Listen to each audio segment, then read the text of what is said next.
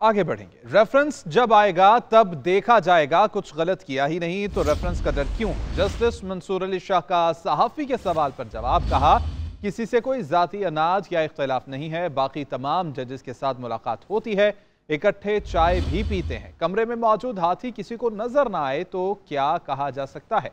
सहाफी ने सवाल किया, कहा जाता है कि आप लोग काम नहीं करते। जस्टिस मंसूर अली शाह ने जवाब दिया कि मुकदमात निपटाने की शरह देख लें, किसके कितने फैसले कानून की किताबों में शाया हुए, सब सामने है। तमाम रिकॉर्ड सुप्रीम कोर्ट की वेबसाइट पर मौजूद है।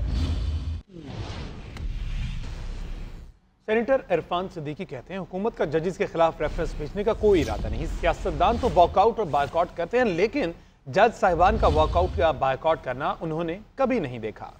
जबकि सबको पता है कि वो कौन से दो जज साहिबान हैं जिनके खिलाफ रेफरेंस लाने की बात की गई। जज इसमें तकसीम में कोई नई बात और कोई अच्छी बात भी नहीं है। उन्होंने मजीद कहा कि अदालतें, सूबे और इंतजामिया काम कर रही है, मुल्क के शारिये बेहतर हो रहे हैं, सियासी अदम इस्तेहकाम ने क्या बिगाड़ लिया। सुप्रीम कोर्ट के नए तैनात होने वाले 7 जजेस ने ओहदों का हलफ उठा लिया है। Chief justice of Pakistan justice Yahya Afridi ने जजेस से हल्फ लिया। Justice Aamir Farooq, justice Hashim Kakar, justice Ishtiaq Ibrahim ने हल्फ उठाया। Justice Shakeel Ahmed, justice Shafi Siddiqui, justice Salahuddin ने भी हल्फ उठाया। जस्टिस मियां गुल हसन औरंगजेब ने बतौर कायम मकाम सुप्रीम कोर्ट जज का हल्फ उठाया। सुप्रीम कोर्ट में नए तैनात जजेस को शामिल करके 9 रुकनी बेंच तश्कील दिया गया और 10 मुकदमात की समाअत भी की गई। सुप्रीम कोर्ट में 6 नए जजेस और एक एक्टिंग जज ने ओहदे का हल्फ उठा लिया। Chief justice of Pakistan justice Yahya Afridi ने जजेस से उनके ओहदे का हल्फ लिया। सुप्रीम कोर्ट में पहली बार तकरीब हल्फ बर्दारी अदालती इहाते में मुनाकिद हुई।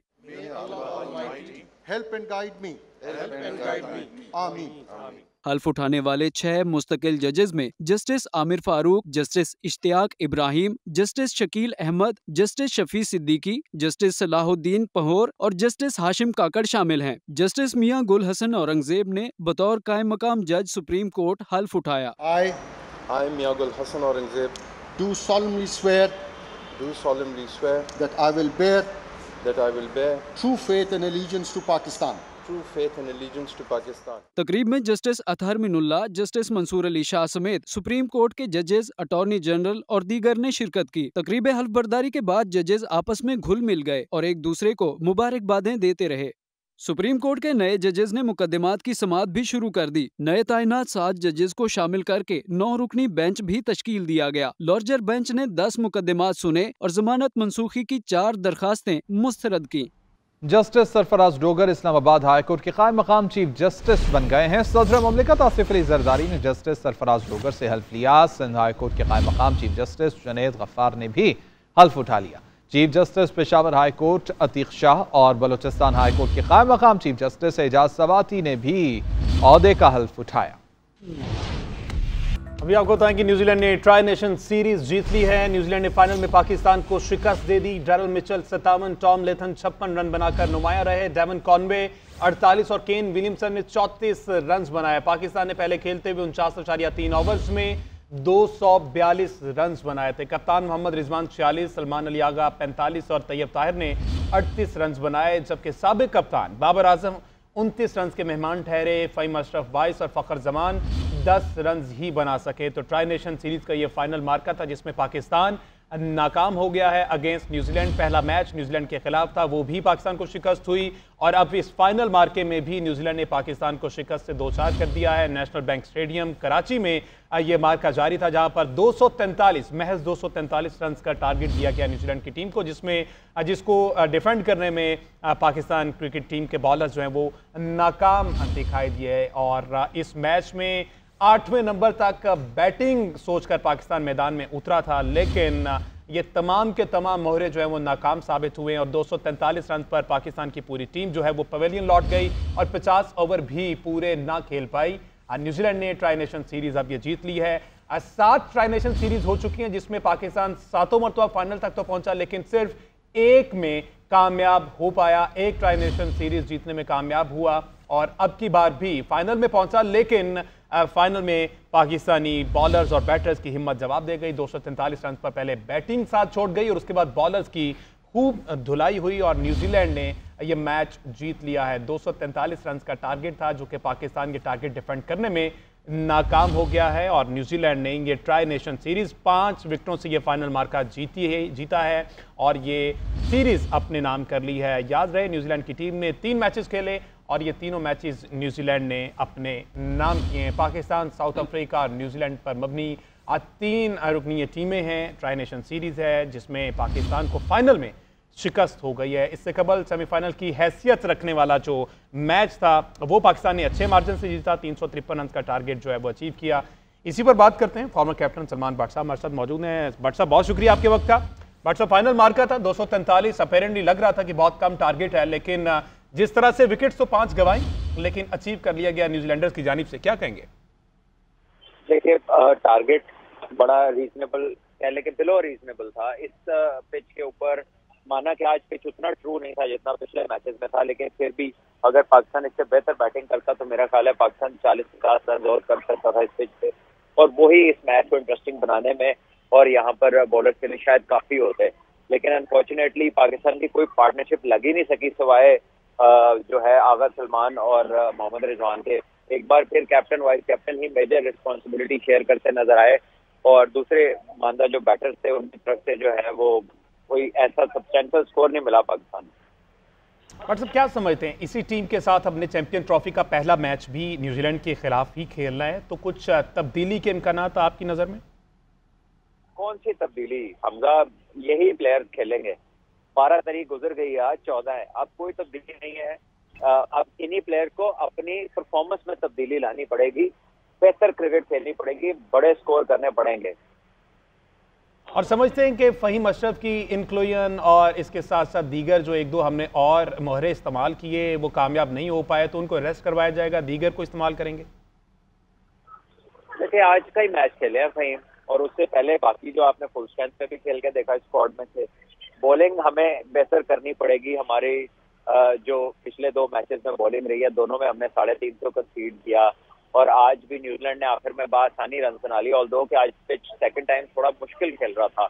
उसके बावजूद असल चीज ये है कि हमें इधर पार्टनरशिप चाहिए। पाकिस्तान में आप अच्छे स्कोर और अच्छी बड़ी पार्टनरशिप से बगैर मैचेस नहीं जीत सकते। अच्छा बट साहब, बहुत सी जिम्मेदारी बाबर आजम पर भी है, साबिक कप्तान है, प्रेशर है और जब भी पाकिस्तान मैच आता है तोपों का रुख जो है वो बाबर आजम की जानिब हो जाता है। तो इस सिचुएशन में बाबर को सपोर्ट करना बनता है पूरी कौम को, लेकिन बाबर का बल्ला जो रन उगलने में कासिर है, इस पर क्या कहेंगे? देखिए बात यह है कि बाबर ने 3-4 साल बहुत जबरदस्त परफॉर्मेंसेज दी हैं, बहुत रन किए, वर्ल्ड नंबर 1 रहे हैं।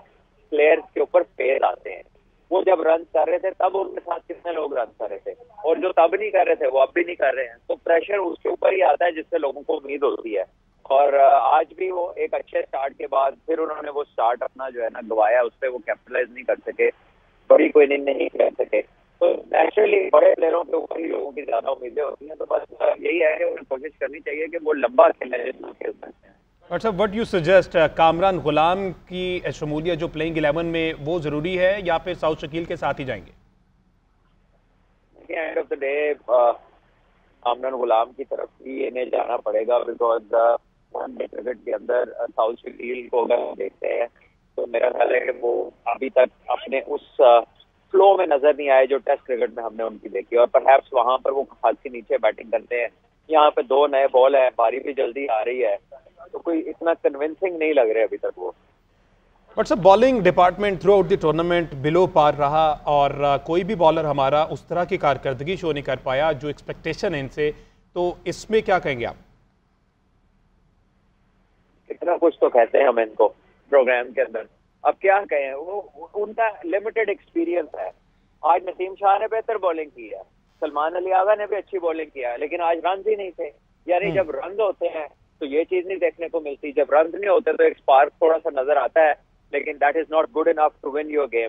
तो आई थिंक ये चीजें हैं कि इनको सिंक्रोनाइज करना पड़ेगा, सबको मिलकर एक टीम परफॉर्मेंस देनी पड़ेगी। अभी ये आता है कभी बैट्समैन कर गए तो कभी बॉलर कर गए, लेकिन एक जो फुल टीम परफॉर्मेंस होती है ना वो नहीं नजर आ रही। अब देखिए न्यूजीलैंड के बॉलर्स के बाद तमाम बैटर्स ने बैकअप किया है, किसी ने 45, किसी ने 50, किसी ने 34, आपको हर बंदा अपना हिस्सा डालता नजर आया। पाकिस्तान से कंप्लीट और टीम परफॉर्मेंस पुटअप नहीं हो रही। ठीक है, बहुत शुक्रिया। साबिक कप्तान सलमान भट्ट साहब हमारे साथ मौजूद थे। पाकिस्तान ने ट्रंप मोदी मुलाकात का एलामिया मुस्तरद कर दिया है। पाकिस्तान का हवाला गुमराहकुन, एकतरफा और सिफारती इक़दार के मुनाफी करार।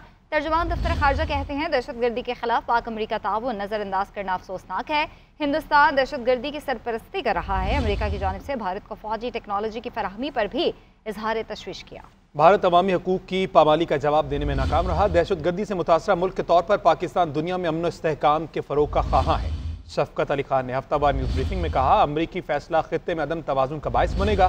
कश्मीरी अवाम को अक़वाम मुत्तहिदा की करारदादों के मुताबिक हक़ खुद इरादियत मिलना चाहिए। फ़लस्तीनियों की बेदखली से मुतल्लिक इसराइली वज़ीर आज़म के बयान की शदीद मज़म्मत।